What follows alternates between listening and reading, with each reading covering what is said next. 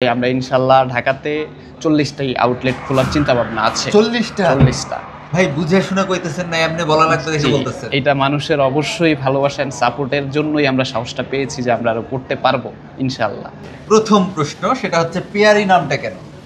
আমাদের যে খাবার, এই খাবারটায় যেন আপনার পেয়ার মহব্বত বাড়ে, এই জন্যই আসলে আমরা পেয়ারিটা দিয়েছি। চট্টগ্রামে আমাদের বেশ কিছু আউটলেট আছে, আমরা ঢাকাতে নিউ আসছি 1.5 মাস হয়েছে। এটা হচ্ছে আমাদের এখন ডেজার্ট করবে ফিরনি আইটেমটা, ডেজার্টের জন্য হচ্ছে প্রস্তুতি চলছে। জি, এটাও মাটিতে।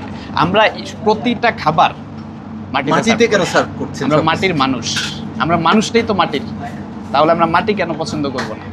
যে মানুষগুলোর মায়া মাখা হাতের রান্না খেতে আমরা ভোজন রসিকরা অপেক্ষায় থাকি, ঠিক তারা কেমন আছে সেটা জানবো। তারা সঠিকভাবে টাকা পয়সা পায় কিনা।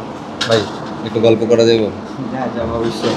এই যে এখানকার কি আপনাদের বেতন টেতন এগুলো কি ভালোভাবে দেয়? হ্যাঁ, অবশ্যই ভালোভাবে দেয়। আরে কোন ক্যামেরা চলতেছেন এখন? হ্যাঁ, ভালোভাবেই দেয়। বেতন নিয়ে কোনো সমস্যা নেই এখানে। মানে সব কিছু কি মানে মালিক পক্ষ মানে আপনার মানে আমরা তো ভালো একটা খাবার পাই, আপনারা কেমন আছেন সেটা জানতে চাই। আছি আলহামদুলিল্লাহ, ভালোই আছি আমরা। মন থেকে পাইতেছেন? হ্যাঁ, মন থেকে ব্যবহার অবশ্যই। পাইতেছেন? না, ভয়ের কিছু নেই এখানে।